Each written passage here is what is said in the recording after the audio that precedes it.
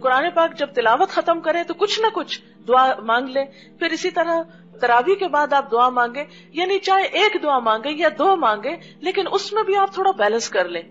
مثلا میں نے اپنے ساتھ طریقہ کیا کیا ہوا ہے کہ میں جو دعاؤں کی کتاب ہے اس کو جاری رکھتی ہوں، کیونکہ اب پہلے میرا الحمدللہ موقع ہوتا تھا کہ پوری ایک اسٹریچ میں پڑھ لے، اب نہیں پڑھ سکتی.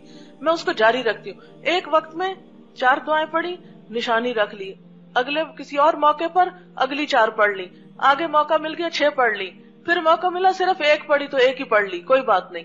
لیکن وہ جاری رکھتی ہے. کیوں؟ جو نبی صلی اللہ علیہ وسلم نے دعائیں مانگی اور قرآن پاک میں دعائیں آتی ہیں، یہ ساری اگر کسی طرح دن میں ایک دفعہ صبح سے شام تک وہ پوری ہو جائے کتاب تو اچھا ہے. اگر نہیں تو 2 دن میں 3 دن میں ٹارگٹ رکھ لیں. پلاننگ اس طرح کریں کہ پھر چیک کریں کہ آپ وہ کر بھی پائے یا نہیں.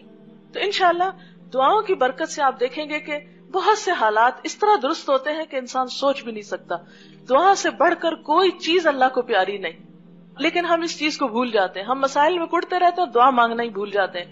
اور آپ خود تجربہ کر کے دیکھیں گے کہ اگر آپ کی توجہ دعا کی طرف ہو گئی اور اس کی توفیق ہو گئی تو بہت سی چیزیں انشاءاللہ آسان ہو جائیں گی. اچھا، اس میں ایک یہ بھی کر سکتے ہیں کہ اگر مختلف اوقات کی دعائیں آپ کو یاد نہیں ہوئی ابھی تک، مثلا آئینہ دیکھنے کی، گھر سے نکلنے کی، داخل ہونے کی، تو ان کو یاد بھی کر سکتے ہیں. یاد کرنے کا بھی ٹارگٹ رکھ سکتے ہیں.